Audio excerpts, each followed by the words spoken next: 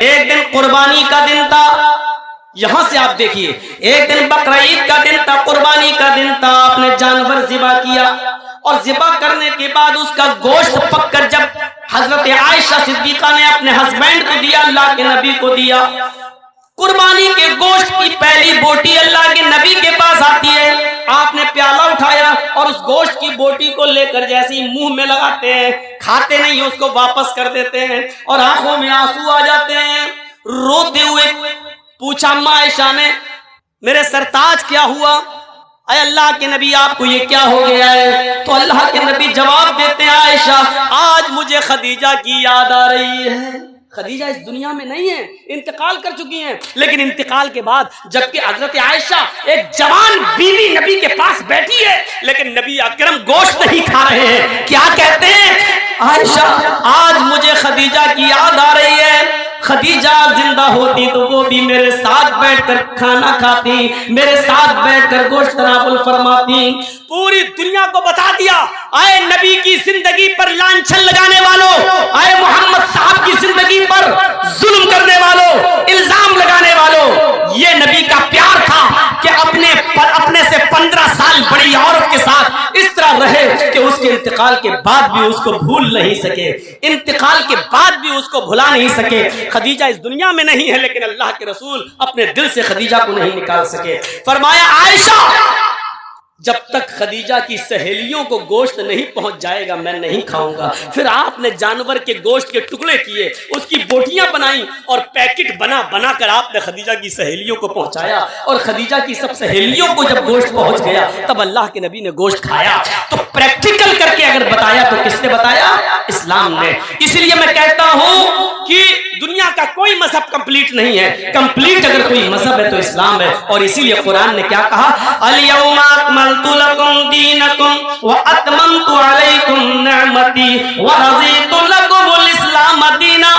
اے محمد صلی اللہ علیہ وسلم آج میں نے تمہارے اس دین کو مکمل کر دیا، الیوم اکملت لکم دینکم آج میں نے تمہارے لیے تمہارے اس دین کو مکمل کر دیا، واتممت علیکم نعمتی اور اپنی نعمتوں کا اتمام کر دیا، اپنی نعمتیں ہم نے پوری کر دی، ورضیت لکم الاسلام دینا اور میں آج تمہارے اسی دین اسلام سے راضی اور خوش ہو گیا۔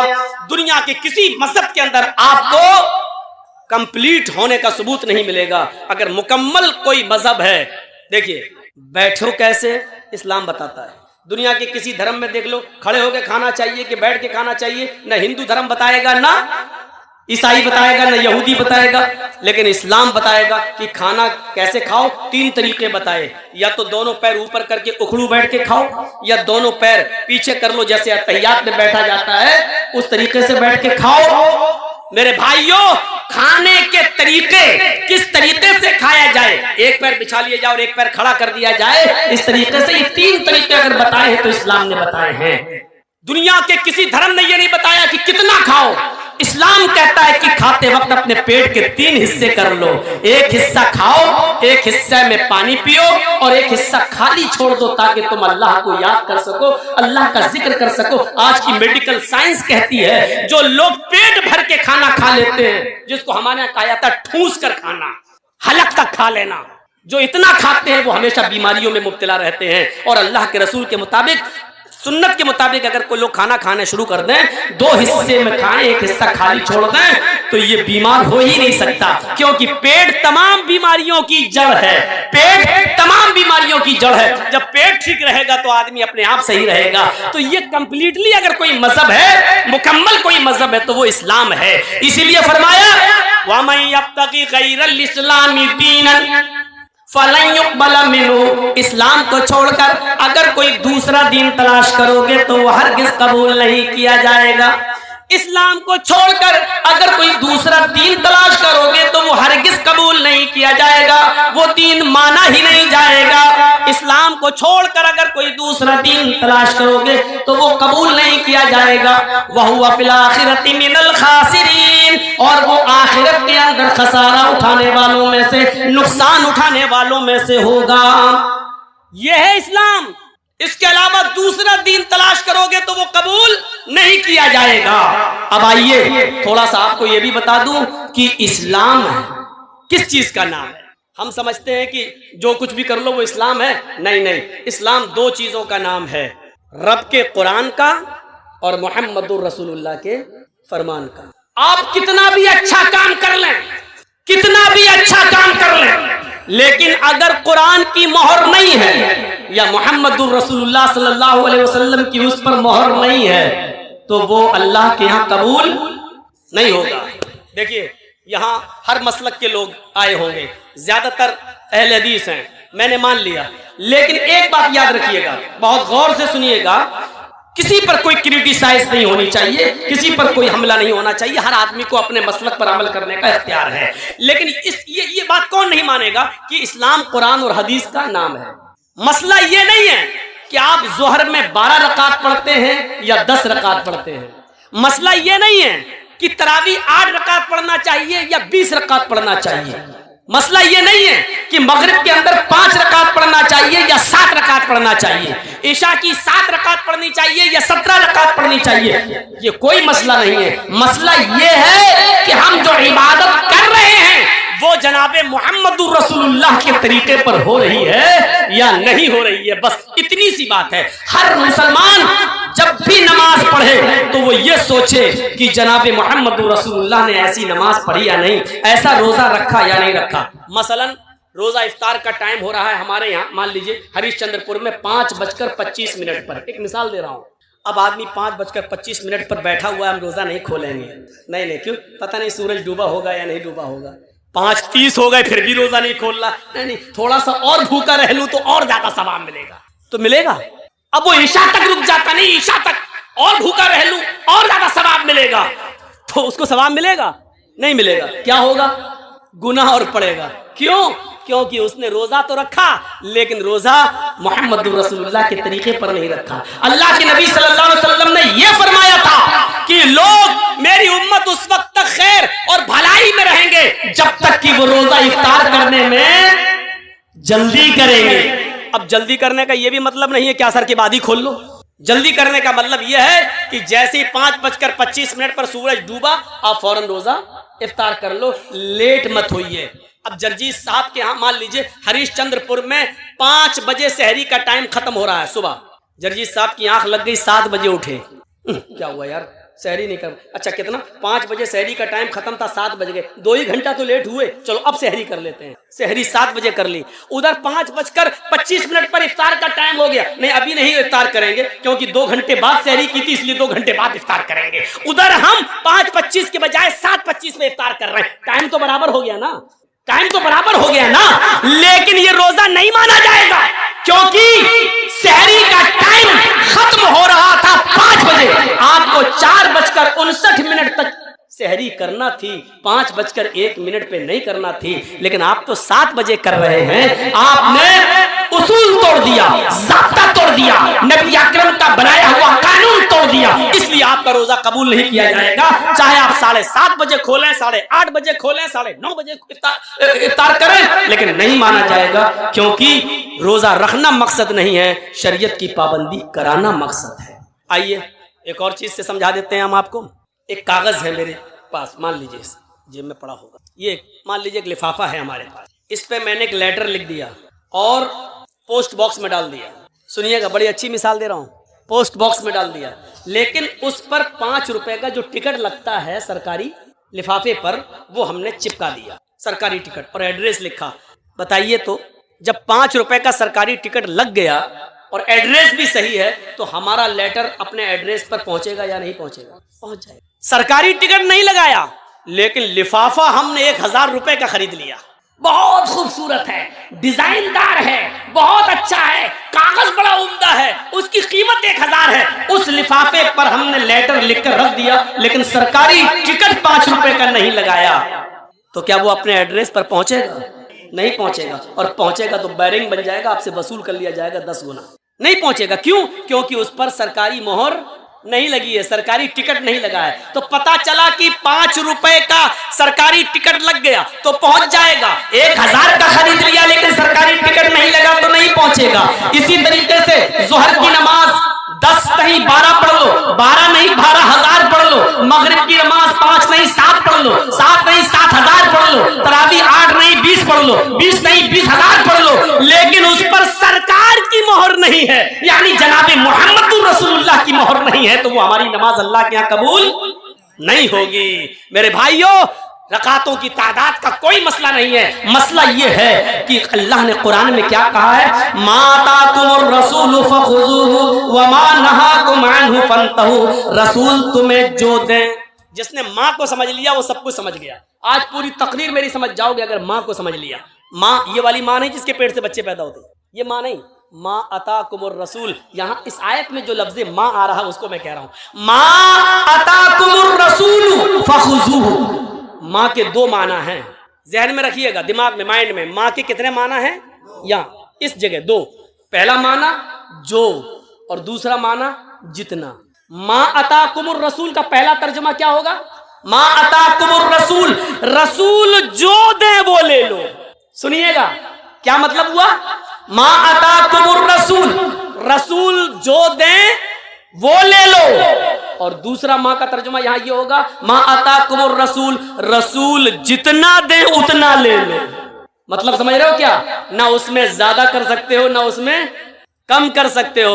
अगर मगरिब की 3 रकात दी है फर्ज तो 3 ही पढ़ना है। अब अगर कोई 5 पढ़ ले तो गुनाहगार होगा।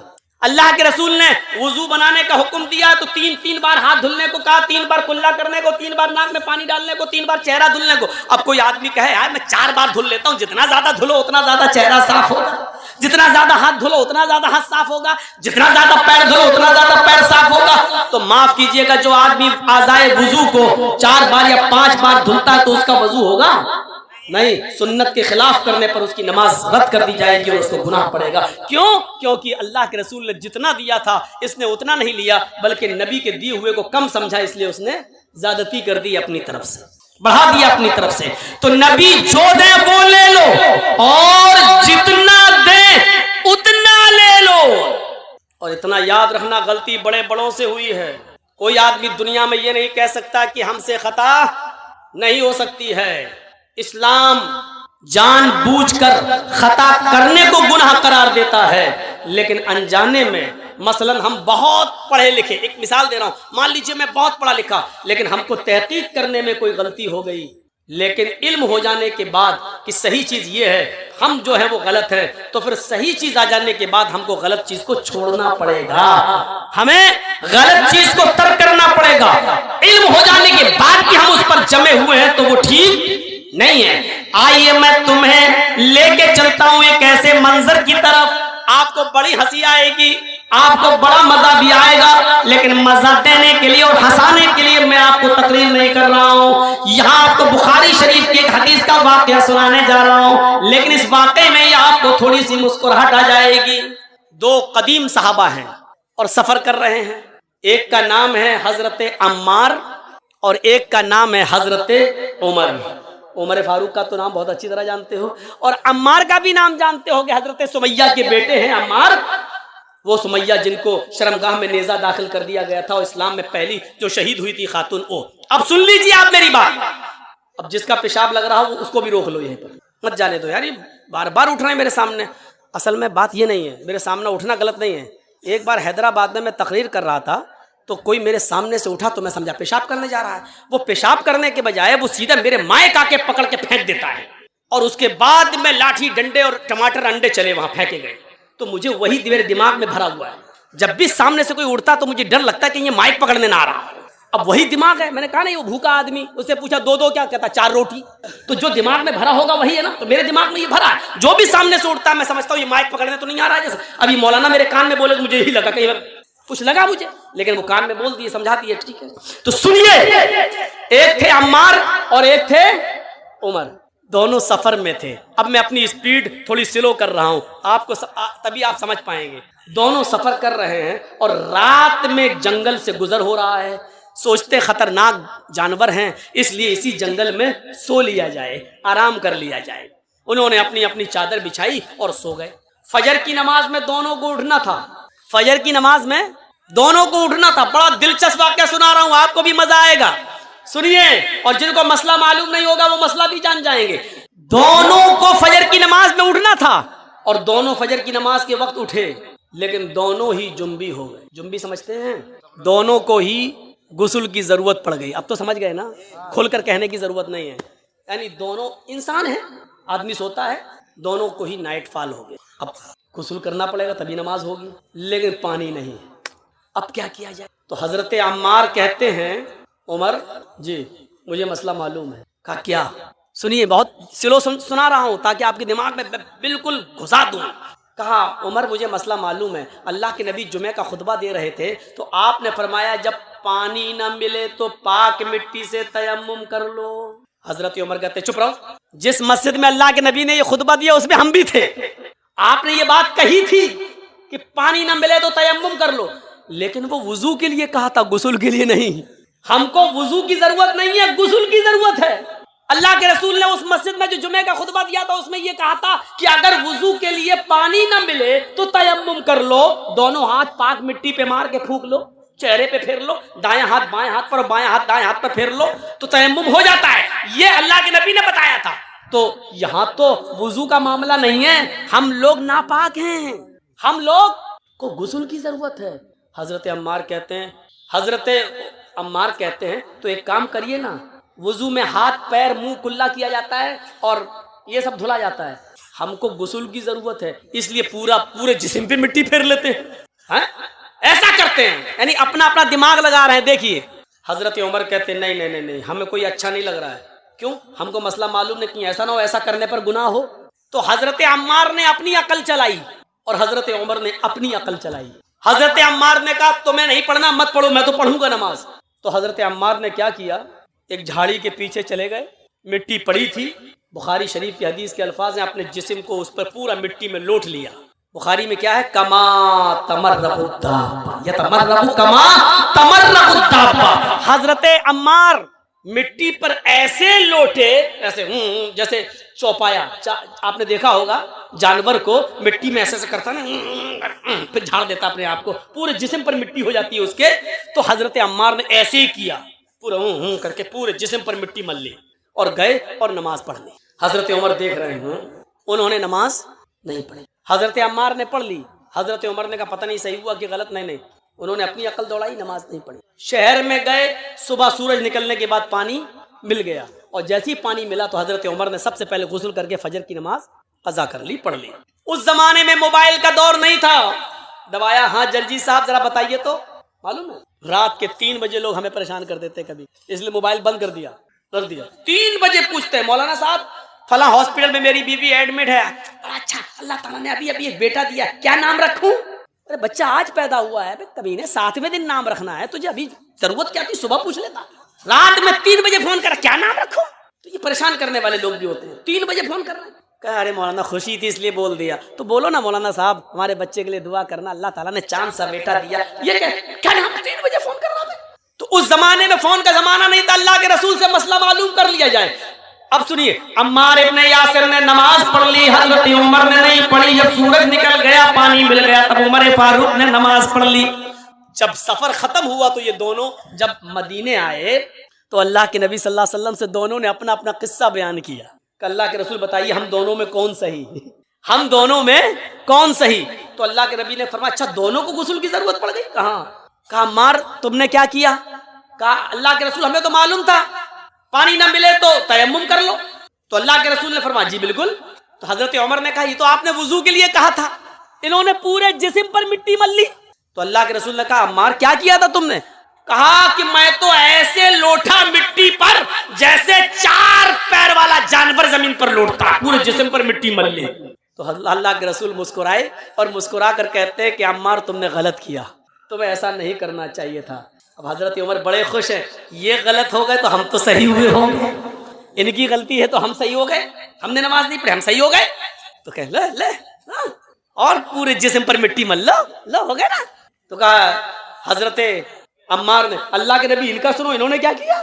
تو حضرت عمر سے پوچھا تم نے کیا کیا؟ کہ اللہ کے رسول جب تک پانی نہیں مل گیا میں نے غسل ہی نہیں کیا. نماز کا وقت نکل گیا, صبح سورج نکلنے کے بعد پانی ملا تو میں نے وضو بنا غسل کیا پھر نماز پڑھی. آپ نے کہا عمر تم نے بھی غلط کیا. اس میدان میں جتنے لوگ جمع ہیں سنو, عمار کی بات کو اللہ کے رسول ریجیکٹ کر رہے ہیں, پرانے صحابی, اور حضرت عمر فاروق کی بات کو بھی ریجیکٹ کر رہے ہیں جبکہ وہ بھی पुराने साहबी, बल्कि उमर फारूक के बारे में तो कहा था लौ कान बादी नबी लकान उमर, अगर मेरे बाद कोई नबी होता तो कौन होते? उमर। इतना बड़ा मकाम, लेकिन अल्लाह के नबी ने क्या कहा? तुमने भी गलत किया।